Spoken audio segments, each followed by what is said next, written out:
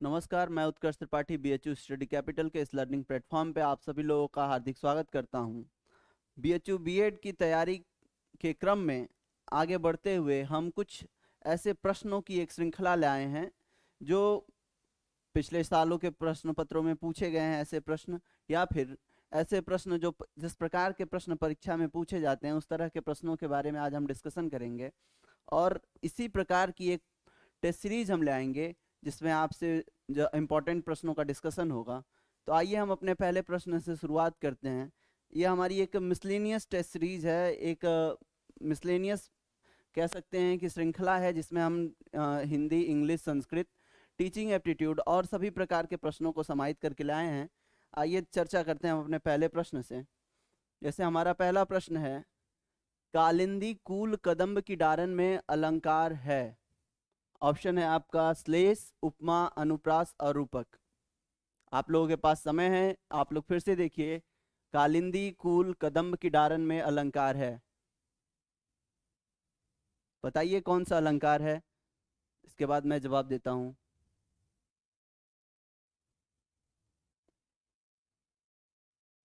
तो जैसा कि आप देख रहे हैं, क्या है कि इसमें कालिंदी कूल कदम्ब की डारन, ठीक। तो परिभाषा आपने अनुप्रास अलंकार का जब याद किया होगा तो अनुप्रास के परिभाषा में क्या था कि जब एक ही वर्ण की आवृत्ति कई बार होती है, एक ही वर्ण की आवृत्ति अधिक बार होती है, तो वहां पे अनुप्रास अलंकार होता है। जैसे यहाँ पे कालिंदी में क, कूल में क, कदम्ब में क, की में क, तो क वर्ण की आवृत्ति यहाँ पे कितने बार हुई है? 4 बार हुई है, जिससे हम यहाँ पे क्या कह सकते हैं कि यहाँ पे अनुप्रास अलंकार है। इसका मतलब ये है कि अलंकार से लगभग हर साल एक प्रश्न पूछा जाता है। यह अनुप्रास है। आपको शब्द अलंकार, अर्थ अलंकार, सारे अलंकारों पर ध्यान देना होगा और हर अलंकार से उदाहरणों को अच्छे से याद करना होगा। अगले प्रश्न की तरफ हम बढ़े अपने। अगला प्रश्न है हमारा, बहुब्रीहि समास निम्नलिखित में से किसमें है? ऑप्शन क्या है आपका? त्रिभुज, राजपूत, प्रतिदिन और चक्रपाणी। त्रिभुज, राजपूत, प्रतिदिन और चक्रपाणी।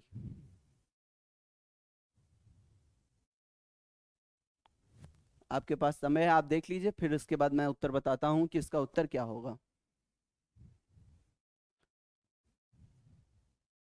पहले ऑप्शन से शुरू करते हैं। पहले में क्या है कि हमारा त्रिभुज लिखा है। त्रिभुज, पहला ऑप्शन क्या है हमारा? त्रिभुज। त्रिभुज में जहां की पहला जो है गणनावाचक शब्द है त्रि, मतलब संख्यावाचक है ये। तो संख्यावाचक किस में होता है? संख्यावाचक द्विगु में होता है। तो त्रिभुज तो द्विगु समास हो गया। अगले उदाहरण में हम जाएं, राजपूत। इसका अगर हम विग्रह करें तो क्या होगा? राजा का पुत्र। तो राजा का पुत्र जो है ये इसमें कारक चिन्ह आ रहा है और तत्पुरुष समास में क्या होता है? कारक चिन्ह आता है। तो राजपुत्र जो हो गया ये तत्पुरुष समास हो गया। अगला उदाहरण हम देखें, प्रतिदिन। प्रतिदिन ये क्या हो गया हमारा? ये अव्ययी भाव समास हो गया। बच क्या गया हमारा? चक्रपाणी। चक्रपाणी। और बहुब्रीहि की परिभाषा क्या होती है कि जब दो शब्द मिलकर एक नया तीसरा शब्द बनाते हैं, जैसे चक्रपाणी, अर्थात जो अपने हाथ में चक्र धारण करता हो, अर्थात विष्णु, तो ये चक्रपाणी में क्या हो गया? बहुब्रीहि समास हो गया। अगला उदाहरण हम अपना देखें, इंग्लिश का उदाहरण है हमारा। जैसे ऐसे प्रश्न पेपर में पूछे जाते हैं कि what is the meaning of this underlined word. हमारा प्रश्न क्या है? See so some hospitality when even of even to unknown people. हमारा प्रश्न क्या है? See so some hospitality even to unknown people, मतलब वे अपरिचित लोगों से भी आदर का व्यवहार करती है, ठीक। अब यहाँ पे हमारा प्रश्न क्या था कि हॉस्पिटलिटी का मतलब क्या हुआ? ये 4 ऑप्शन में हमारा ऑप्शन क्या क्या है? रिग्रेट, हॉस्टिलिटी, वार्म रिसेप्शन और होर ग्रूमिंग। ये हमारे 4 ऑप्शन हैं। 4 ऑप्शनों में से आपको एक बताना है, इसमें क्या सही होगा। तो हॉस्पिटलिटी का क्या मतलब होता है? आदर सत्कार। और यहाँ पे हम देखेंगे इसमें किसका मतलब हुआ सत्कार या फिर गर्मजोशी से मुलाकात, तो हम देखेंगे यहाँ पे वार्म रिसेप्शन ऑप्शन है हमारा, इसका मतलब ये हमारा ऑप्शन सही हो गया। मतलब इस तरह के भी प्रश्न परीक्षा में पूछे जाते हैं, इसका मतलब आपको वर्ड मीनिंग भी अच्छे से याद रहना चाहिए और ऐसे उदाहरणों का बहुत ज़्यादा प्रैक्टिस करना चाहिए आप लोगों को। अगला प्रश्न हम देखें। अब देखिए इंग्लिश लिटरेचर से हमारा प्रश्न है। जैसा कि हमने लैंग्वेज के तैयारी के लिए ये श्रृंखला चलाई है, तो लैंग्वेज में हिंदी, इंग्लिश, संस्कृत तीनों से प्रश्न पूछे जाते हैं, चाहे वो व्याकरण हो और चाहे वो लिटरेचर हो, चाहे हिंदी का लिटरेचर हो, चाहे संस्कृत का लिटरेचर हो, चाहे इंग्लिश का लिटरेचर हो। अब इंग्लिश लिटरेचर का एक प्रश्न है हमारा, who is the father of English essay. ठीक, इंग्लिश एसे के पिता किसे कहा जाता है? ऑप्शन है हमारा Francis Bacon, Addison, Goldsmith, Thomas Hardy. चार ऑप्शन है हमारे, Francis Bacon, Addison, Goldsmith, Thomas Hardy. इसका उत्तर, सही उत्तर होगा Francis Bacon. Francis Bacon is the father of English essay. अगर यही हमारे प्रश्न कई बार ऐसा भी पूछा जाता है कि who is the father of English poetry, ये भी पूछा जा सकता है। तो इंग्लिश पोएट्री के फादर किसे कहा जाता है? जॉफ्री चौसर को कहा जाता है। अगले प्रश्न की तरफ हम आगे बढ़े अपने, तो ये देखिए हमारा अब आ गया शिक्षा का अभिरुचि से, एजुकेशन सिनेरियो से प्रश्न। जैसे क्या प्रश्न है हमारा, in which year DIET established, DIET की स्थापना किस सन में हुई थी? ऑप्शन है हमारा 1994, 1987, 2001, 1991। चार ऑप्शन है हमारे, in which year DIET established. Option number 4 हमारा सही होगा, 1991 में डाइट की स्थापना हुई थी। अगला प्रश्न है हमारा, अब देखिए कि करेक्ट इनकरेक्ट जो आता है इंग्लिश ग्रामर में, करेक्ट इनकरेक्ट पहचानने का, या फिर पंचुएशन आता है, या फिर ग्रामर से जो भी प्रश्न आते हैं। एक प्रश्न ये है कि विच इंफॉर्मेशन इज करेक्ट। अब हमें कुछ सेंटेंस दिए हैं, उसमें बताना है कौन सा सेंटेंस सही है। सेंटेंस क्या क्या है हमारे, ध्यान से पढ़िए, पहले सेंटेंस को ध्यान से पढ़िए। क्या है, we shall been reading in this college for 3 years। Sentence को हमने पढ़ लिया, क्या था हमारा, we shall been reading in this college for 3 years। दूसरा ऑप्शन क्या है हमारा, we shall been reading in college for 3 years। थोड़ा थोड़ा अंतर पे है, जैसे यहाँ पे क्या था शैल बीन, और यहाँ पे क्या है सर ये सेम हो गया है, यहाँ पे रीडिंग के बाद बीन लगा दीजिए, वी शैल रीडिंग बीन। अगला ऑप्शन क्या है हमारा, we shall have been reading in this college for 3 years। अगर आपने टेंस पढ़ा होगा तो सबसे पहले हम देखेंगे कि ये किस टेंस का वर्ड है, किस टेंस का सेंटेंस है। तो देखेंगे हम कि विल शैल का यूज किया गया है, शैल का यूज किया गया है, मतलब फ्यूचर टेंस है। इसके बाद हम देखेंगे कि फ्यूचर में क्या है, फ्यूचर टेंस में कौन सा पार्ट है। तो बीन का प्रयोग किया गया है, मतलब क्या होगा ये, परफेक्ट, परफेक्ट तक जा रहा है ना बीन। उसके बाद क्या देखेंगे, फॉर अभी है यहाँ पे, तो क्या हो गया हमारा, फ्यूचर परफेक्ट कॉन्टिन्यूअस टेंस हो गया।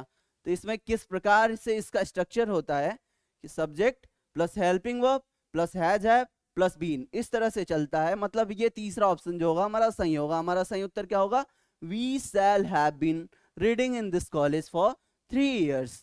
अगला प्रश्न हम देखें अपना, संस्कृत में आते हैं। संस्कृत व्याकरण में भी प्रश्न पूछे जाते हैं। अब संस्कृत में ये अनुवाद वाला पोर्शन है, इसे देखें। शुद्धम वाक्यम लिखत, शुद्ध वाक्य लिखिए। अब देखिए 4 ऑप्शन है हमारे, सह गृहम गम्यते। चारों ऑप्शन पहले पढ़ते हैं। पहला ऑप्शन है सह गृहम गम्यते, दूसरा ऑप्शन है त्वम पुस्तकम पठति पठसि, तीसरा ऑप्शन है ते वनम गच्छति, चौथा ऑप्शन है अहम जलम पिबामः। अब इसमें हमें क्या देखना होता है, धातु रूप पहले देखना होता है। अनुवाद जो लोग पहले अनुवाद बनाते समय हमें देखना है कि किसके साथ किस धातु और किस वचन किस पुरुष का प्रयोग किया गया है। अब देखिए पहले तो यहाँ पे देखें सह आया है, तो जब सह आया है इसका मतलब क्या है कि जब भी इसके साथ धातु रूप का प्रयोग होगा तो प्रथम पुरुष एक वचन में होगा, लेकिन यहाँ पे गम्यते है, मतलब क्या है, ये गलत हो गया। दूसरा ऑप्शन देखें, ते वनम गच्छति। अब देखिए अब यहाँ पे ते आया है, ते आया मतलब वे सब, ते मतलब कि प्रथम पुरुष बहुवचन, सहतौ ते। अब यहाँ पे जो धातु रूप प्रयुक्त होगा वो भी क्या होगा, प्रथम पुरुष बहुवचन में होगा। अगला इसमें हमारा तो धातु रूप किस प्रकार प्रयोग हुआ है, गच्छति, मतलब प्रथम पुरुष एक वचन का प्रयोग हुआ है, लेकिन हमें क्या चाहिए था, प्रथम पुरुष बहुवचन का चाहिए था। इस तरह से ये ऑप्शन भी गलत हुआ, दो गलत हो गए। तीसरा की तरफ हम आए, अहम जलम पिबामः। अब देखिए अहम आया है, सहतौते अहम अवाम वयम मा, सहतौते अहम अवाम वयम माम, अरे सहतौते अहम अवाम वयम युवम युवाम स्मान। अब देखिए अहम, तो अहम मतलब मध्यम पुरुष और एक वचन, तो यहाँ पे अब पीब का पीब धातु में रूप चल रहा है, तो कैसे चलता है, पिबत पिबता पिबंत पिबशी, तो यहाँ पे ये भी नहीं आया है, पिबामा आया है, तो ये भी गलत हुआ। चौथा ऑप्शन क्या है हमारा, त्वम पुस्तकम पठसी। अब ये देखिए, सहतौते त्वम युवाम युवम अहम अवाम वयम, सॉरी ऐसे चलता है, सहतौते त्वम युवाम युवम अहम अवाम वयम।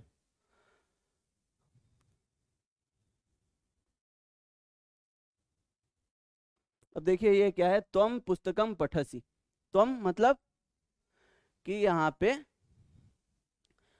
मध्यम पुरुष एक वचन का आया है, और धातु रूप भी हमारा क्या है, मध्यम पुरुष एक वचन का है। पठ धातु में कैसे चलता है, पठति पठता पठंती, पठसी पठता पठत, तो पठसी आया है मध्यम पुरुष एक वचन, और त्वम भी है मध्यम पुरुष एक वचन, तो हमारा ये सही हुआ ऑप्शन।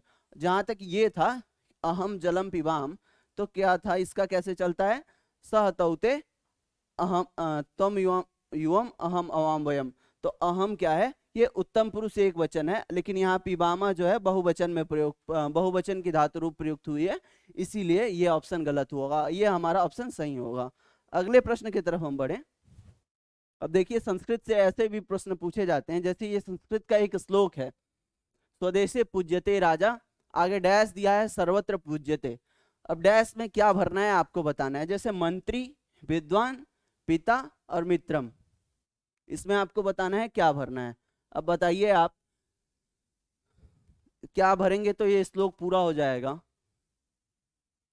जैसे क्या है, स्वदेशे पूज्यते राजा, तो इसमें क्या भरेंगे, विद्वान सर्वत्र पूज्यते, राजा केवल अपने राज्य में पूजा जाता है, लेकिन विद्वान जो होता है वो सब जगह पूजा जाता है, तो यहाँ पे क्या होगा, विद्वान, मतलब इस प्रकार के श्लोकों को भी दे देगा और बीच से उसके कुछ भाग को गायब कर देगा, तो ऐसे प्रश्न को आपको भरने के लिए दे देगा। अगला प्रश्न हम देखें, इंग्लिश का है, टीचिंग एप्टीट्यूड का है, एजुकेशन सिनेरियो में। Who is the chairman of NEP 1986, 1986 के एनईपी का कौन चेयरमैन था। ऑप्शन है आर.पी. माधवन, आचार्य रामामूर्ति, के कस्तूरीरंगम, राजीव गांधी। चार ऑप्शन है हमारे। Who is the chairman of NEP 1986।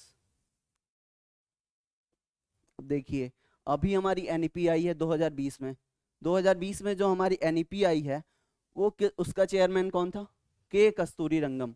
ठीक, तो हो सकता है कि इसके पहले जो एनईपी आई थी उससे प्रश्न पूछा जाए कि उसका चेयरमैन कौन था, या फिर उससे रिलेटेड कोई भी प्रश्न, ये एक तरह है, एक टाइप है प्रश्न का जिससे पूछा जा सकता है आपसे एनईपी से रिलेटेड, ये बताने के लिए इस तरह के प्रश्न को इसमें शामिल किया गया है।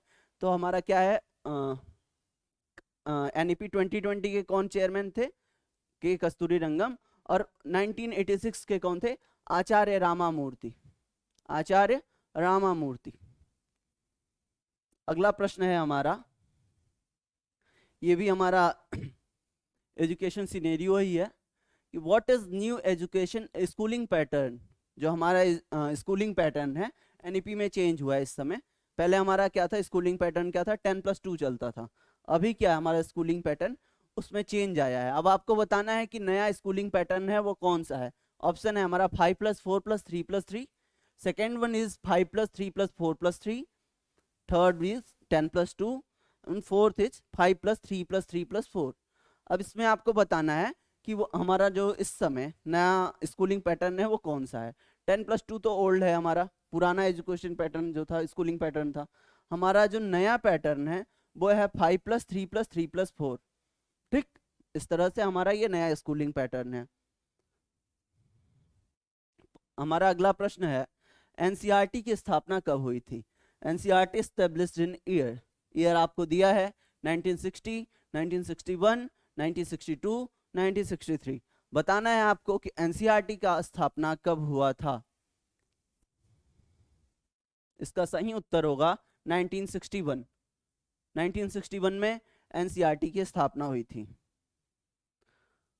अब देखिए कि ईडियम फ्रेज से भी प्रश्न आते हैं, इसका सॉल्व कराएंगे। पहले देख लेते हैं एजुकेशन रिलेटेड क्वेश्चन।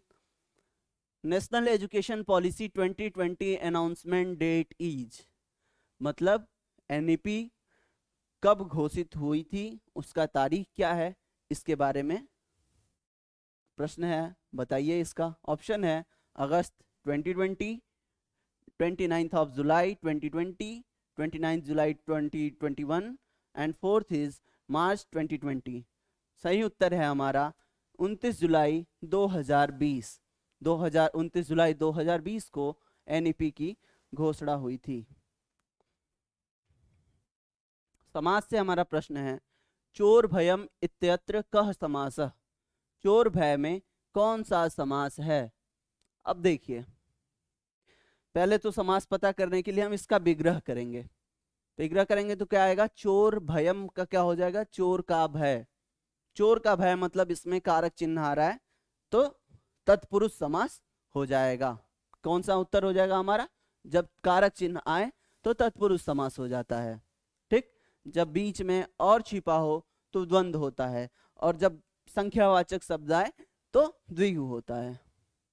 अगला प्रश्न हम देखें जो टीचिंग एप्टीट्यूड से है।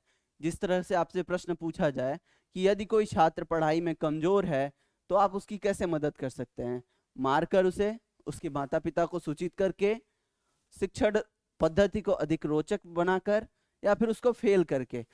अब आप बताइए, इसको जो है बहुत व्यवहारिक प्रैक्टिकली देखना होगा, आपको प्रैक्टिकली माइंड से सोचना होगा कि आप क्या कर सकते हैं, क्योंकि you are going to be a teacher then you should think like a teacher. क्या है इसका उत्तर, उचित दंड देकर नहीं होगा। कोई बच्चा अगर पढ़ाई में कमजोर है तो मारने से तेज थोड़ी हो जाएगा। अगला है माता पिता को सूचित करके। माता पिता को सूचित बाद में करेंगे, पहले माता पिता को सूचित कर देंगे। पढ़ाने का काम तो हमारा है, हम उसे पढ़ाएंगे, हम अपने एजुकेशन टेक्निक में चेंज ला सकते हैं। उत्तर क्या है, अधिक रोचक तरीके से पढ़ाकर। तो हमारा ये ऑप्शन सही हो जाएगा। फेल करके नहीं, फेल करने से बच्चा उसके फेल करने से उसके अंदर क्या होगा कि एक मन में हीन भावना आ जाएगी, तो उससे हम उसको पढ़ाई में मदद नहीं कर सकते हैं, उसको और मतलब उसको और डिमोरलाइज कर सकते हैं, उसको मोटिवेट नहीं कर सकते हैं। तो इस तरह के प्रश्न हमारे बीएड एंट्रेंस में पूछे जाते हैं, जिस पे आपको ध्यान देने की ज़रूरत है। अगर आप जुड़ना चाहें तो हमारे अगला जो हमारा ये प्रैक्टिस बैच शुरू होने वाला है टेस्ट सीरीज का, उसमें आप जुड़ सकते हैं। हम एक टेस्ट सीरीज के बैच लाने जा रहे हैं जिसमें आपसे इस तरह के प्रश्न डिस्कस किए जाएंगे। और आप हमारे लर्निंग प्लेटफॉर्म से भी हमारे व्हाट्सएप नंबर से जुड़ सकते हैं, जिसमें आपको सारे विषयों के कंटेंट पढ़ाए जाएंगे, चाहे वो हिंदी हो, इंग्लिश हो, संस्कृत हो, या फिर टीचिंग एप्टीट्यूड, एजुकेशन सिनेरियो, जो भी हो, सारे विषयों के कंटेंट आपको पढ़ाए जाएंगे। आप हमारे व्हाट्सएप नंबर से जुड़िए, टेस्ट सीरीज से जुड़िए। धन्यवाद।